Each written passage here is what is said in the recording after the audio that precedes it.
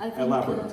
I think this is a deeply interdisciplinary partnership between AI and healthcare, and it's so important we listen to each other and understand the problems, the challenges, the opportunities.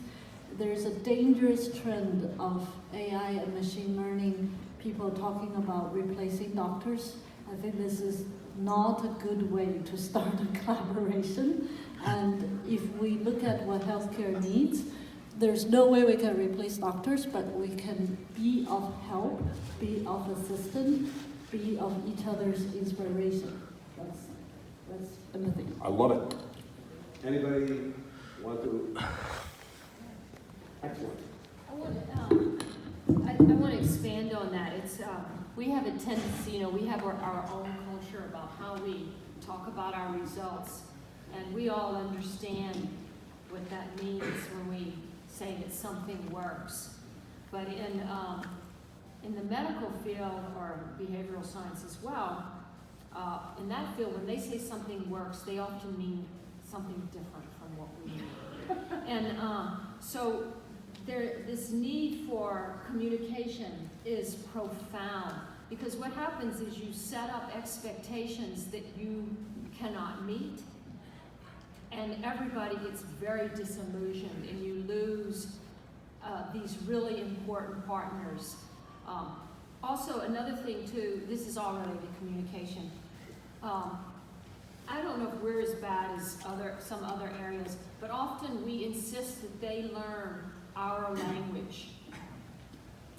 And I really don't think we should do that. I mean, we're pretty gifted people. I mean, I feel like we're pretty smart people, and I don't see any reason why we can't make an effort to learn their language for how they describe the problem, instead of forcing them to learn some new loan word like dynamic programming or whatever, support vector machine, whatever. It's just, I think it's critical to communicate, try to communicate in their language. Yeah. Jennifer. So, okay, we're all piling on this same thing, but it's interesting because for the past at least 20 years, I've been building interdisciplinary groups. And empathy is a great word for how you set up an environment which allows you to have deep and meaningful interdisciplinary collaborations. People say to me, oh, do you just bring in mathematicians and biologists, or I brought in anthropologists, all kinds of things, and you just tell them that they should collaborate. And I find it typically takes years to have a deep collaboration, because you have to understand what motivates the other side. It's not even knowing the language or the techniques of the other side, it's understanding what this other discipline cares about, what motivates them. And I think this is especially important as we enter the medical arena. And I also really want to second what Feifei said about, saying that we're going to replace doctors. It is just the most ridiculous thing. If you've worked on anything in biomedicine, it's like, we math, ML types, I think, are very misguided in our intuition about what's important. So I think it's more than understanding what's important to people. It's about really understanding the domain. I have too many times seen people analyze data, get results that are just meaningless, not been able to really look at them critically from the context of the domain.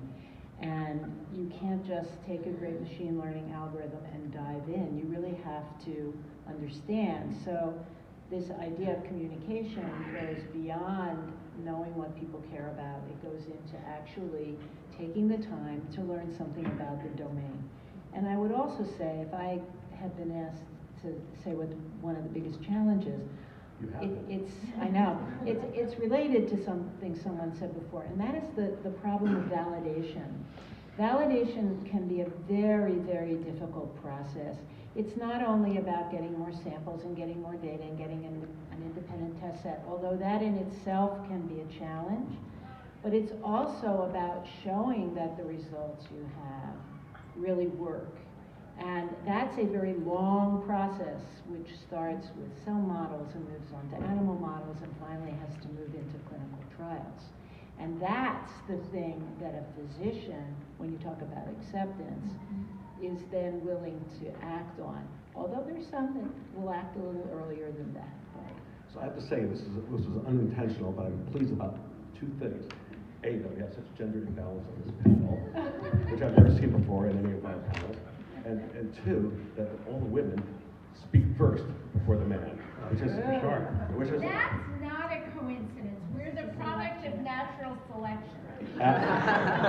all too true. Absolutely. All right, so then I guess I can speak. So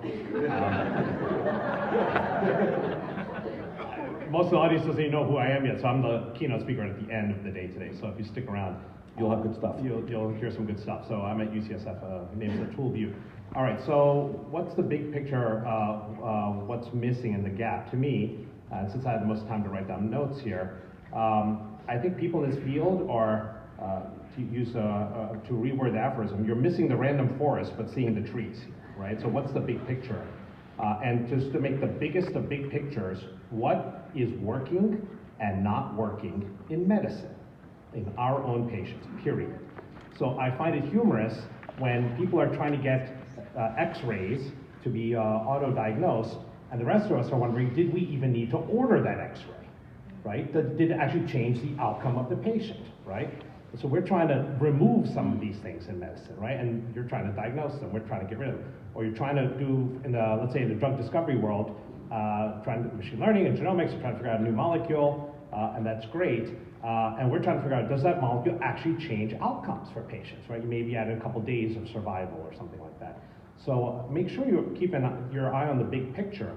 I think we're going to get to data, harmonization, we'll get larger and larger populations, but the big eye is on $3.2 trillion of healthcare spend per year. That is the big gap, is to go after that big number, and what is actually not working in medicine, and how do we fix that? Any comments from any of our other panel? If not, I will take a hint from Jill about validation. So we have a new FDA commissioner, and he just put out a new bunch of rules, which suggests that for digitally enabled decision support, there's going to be a process, and there's going to be a fast track. So I'm going to say this in, I think, a fairly controversial way to get some reaction from you all, but should not be the case that the validity of our predictors, our deciders, should be just treated just as a drug. In other words, if I have an intervention that is informationally derived, should it not have as high a bar as a drug intervention? Good, I got Susan, Yeah. I got her hot on the color, go. Right, no, actually, I think this is a great idea. I think now there are, you can have, with devices, an algorithm is a device for all practical purposes. And there is that new way that you can go to, what is the name of those labs that are accredited for lab work? CLIA. Right, and so I know some guys that have software that is going through a CLIA lab. And that's a great way to get it into practice. So I think... So let me sharpen my question, because you're agreeing with me, which is a bad sign. I know. So let me sharpen it. So all CLIA says is that you're doing good practices. It's not saying, so let me give you, FDA there's two cancer tests, one from Guardant and one from Foundation Medicine. These are each $4,000 tests. And there's an amazing study came out of the University of Washington last year, published in JAMA Oncology. And on 9 patients, these two tests, first of all, on the genes that we both sequence, on the overlap, the concordance on mutations was 20%. 20%. And on the clinical recommendations of the drug use, only 50%. So on the one hand, people say, oh, Zach, it's only nine patients. But these are the same patients for which 2 tests were done. And FDA approves each one of them, and there's good practices, but there's no consumer reports function. So I can see all too easily that because we know how to torture data all too well, that we may have a lot of non-concordant, deep fraudulent algorithms. Go ahead. So I hope there's nobody from Foundation Medicine in the audience. The other thing is that these companies do not give you the underlying data. So one of the things that we found, my lab has a visualization software package which is used by many people who do genomics research, but it's also used in personalized medicine labs. And what do people use it for? They look at the underlying data to validate variants, because the software that is used to determine from sequence whether something's a variant or not, I mean, you know, I don't know exactly what the specificity and sensitivity of it is, but there are many, many false positives that are found. We just had a paper in Cancer Research that gave some examples of that. So if Foundation Medicine gives me the results of a patient, how much should I believe that? I would like to see the underlying reads. And there are many precision medicine labs that validate every single call that they make to make sure that it's not due to some kind of poor quality reads or something else. A tool. All right, so I agree with Jill. And first of all, Zach, you're using fraudulent here, so you might be, that's too harsh of a term. I mean, these are useful tests. I withdraw it. Yeah, so that might be, and then Jill, you're talking about releasing underlying data, but the weirdest thing, as you know, in biomedicine is when you say you release the data in biomedicine, it means all sorts of different things to different people, right? So releasing an open access paper, people say, yeah, I released the data here, the data's in the paper, right? Or the statistics are given out. You're talking about the raw sequence files, for example, which a lot of groups and companies never give out. What I would say is, though, is that these are all symptoms of a deeper problem in medicine. And that is, you're going to start to realize that you're going to start to model more of the art of medicine and getting away from the science of medicine, right? So again, every time you try to model a chest x-ray or one of these things, just think about how good or how bad the human concordance rate is on some of these things, right? And it's easier to measure on images like retinas and x-rays, but all of medicine has a poor concordance rate. And it's decent, but it's not great. Otherwise, why do we have second opinions and third opinions? So you're in a field where that has no real good gold standard, and you're seeing symptoms of this, but you're trying to get the perfect labels, and they're just not. Physicians don't even agree. So I want to push it. So let's say one of our panel comes up with a algorithm that's based on training up on a whole bunch of data that are in the public domain. This network predicts depression, and people are so impressed that the insurance company says we'll pay for major depression treatment based on this algorithm. How do you bet that? How do you bet that you would not be worried about giving your mom? I mean, Jennifer, how would you?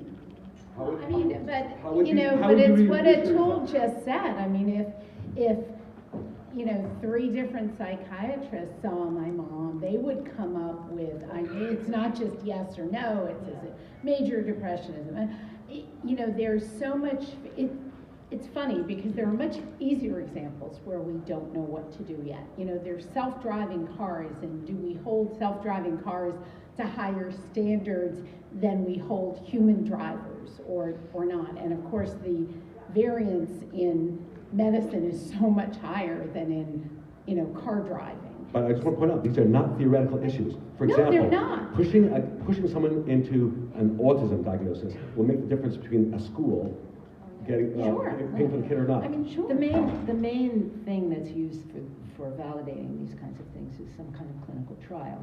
The problem is exactly the problem, which I can't remember now, a tool, if you raised it or Zach did, but I think it was a tool, that there is no gold standard against which to measure that trial. Now that's especially true for psychiatric disease.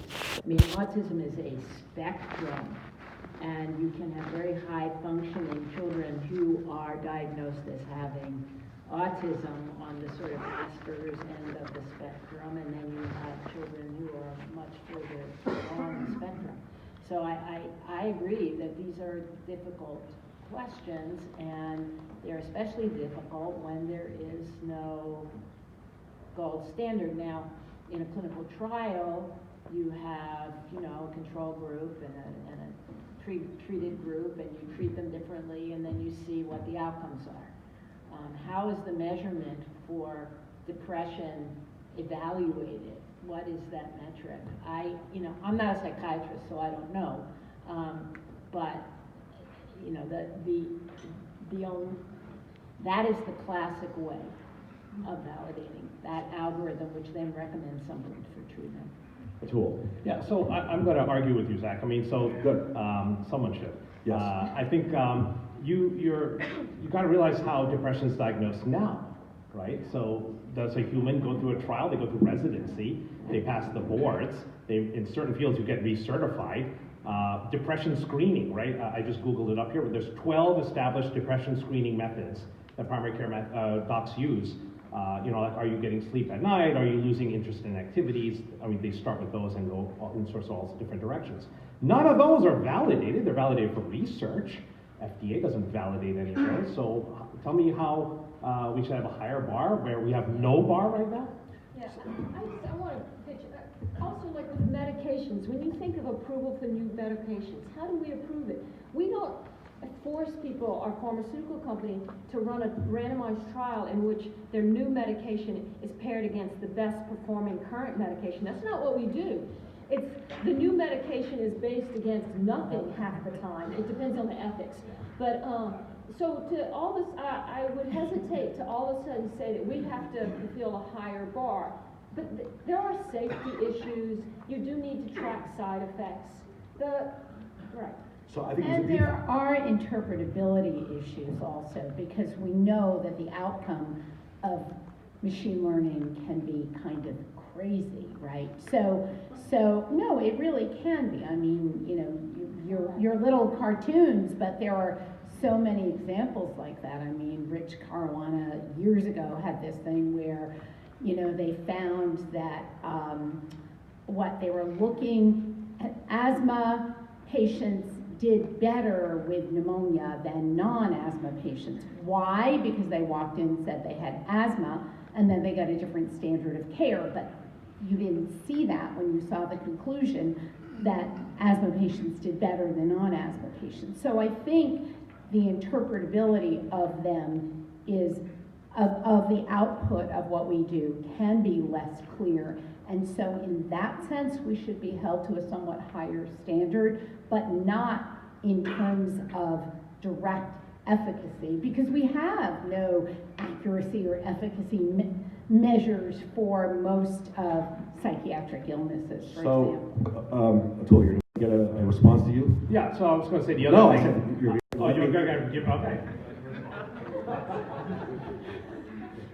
Good sign. It shows we're doing well. Well, first of all, let's remind everybody there's a term for this that you all, I think, accurately articulated, which Seymour Papert first articulated. It's called the superhuman human fallacy, which was that AI is not going to be AI until it's better than all human beings. And doing just as well as human beings, or just better than the average human being, might be good enough.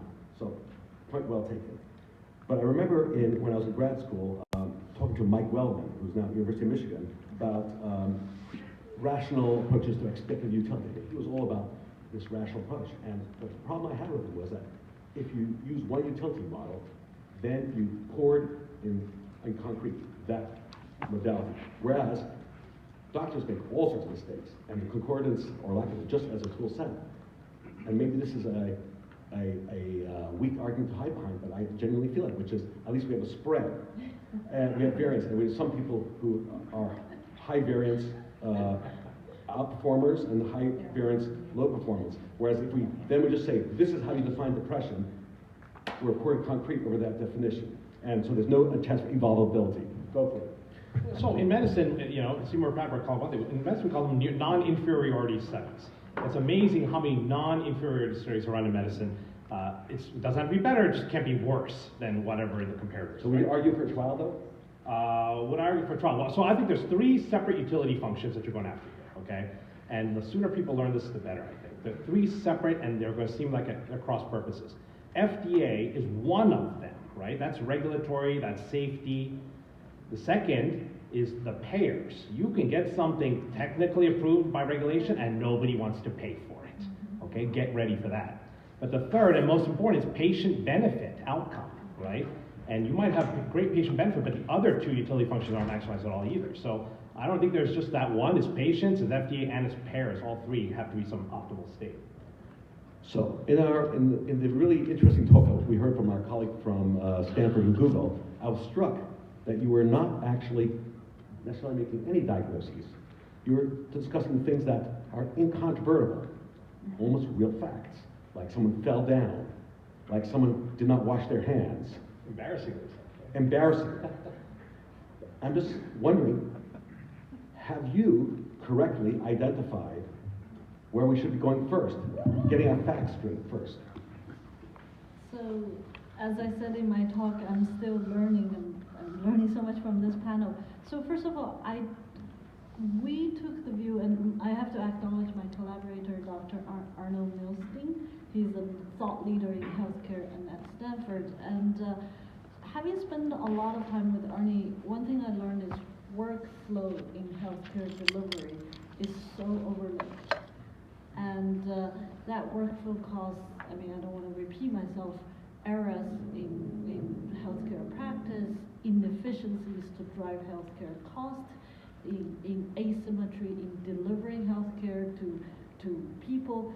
So really, I actually don't think it's that black and white even in workflow. For example, patient sedation level is something that in the ICU that doctors really care.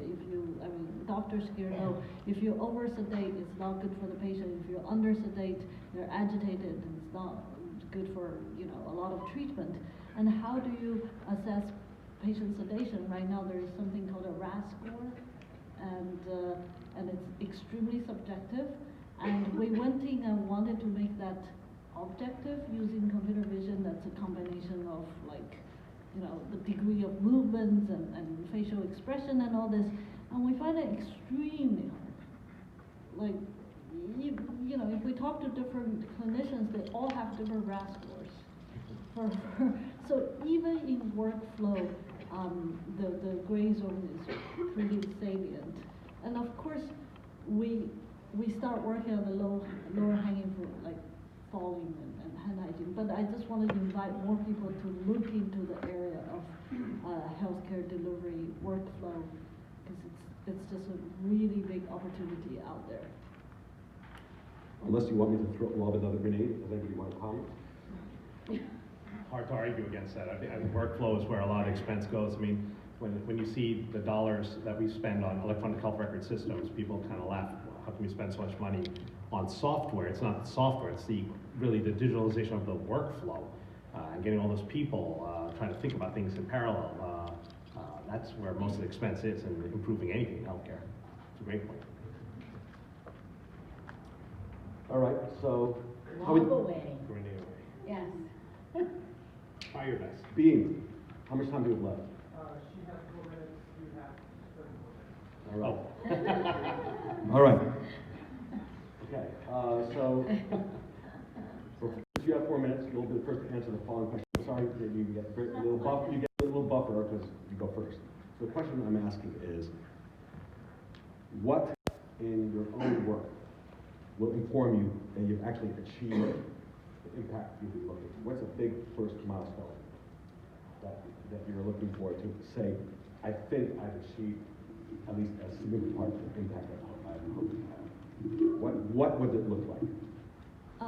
So we are scientists, so we're very quantitative. So if I take the hand hygiene practice as an example, it's absolutely a quantitative measure of increased compliance to hand hygiene is what we're going for. So that means we not only have to do the first step of measuring hand hygiene practice, which is what we do, we have to send that signal back to our clinicians and be able to see a change in their behavior. And eventually we'll link that to hospital-acquired infection measure. But what is really exciting in this new way of looking at it is a very precision-based measurement. We can measure down to beds and rooms with that technology.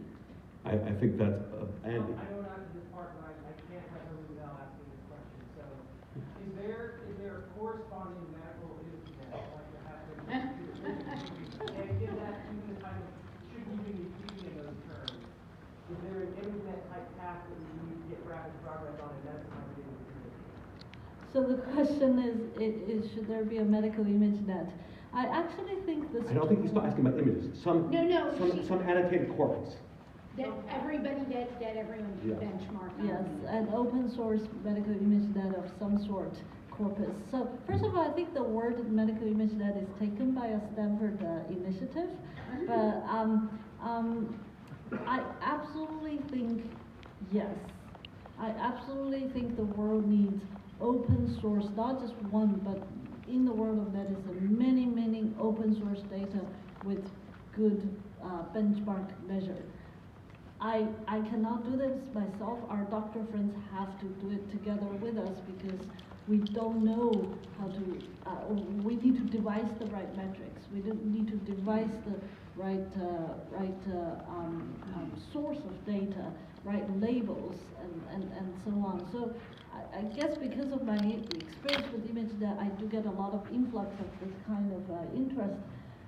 There are some efforts, just baby steps, that our own team, those at Google and at Stanford, are taking, and I hope that in a year or two we can come back and report to everybody that there is positive progress. But I don't know who here I'm advocating to, but healthcare leaders, thought leaders, policymakers, please pave roads for open source data set in healthcare. This is so important for everybody.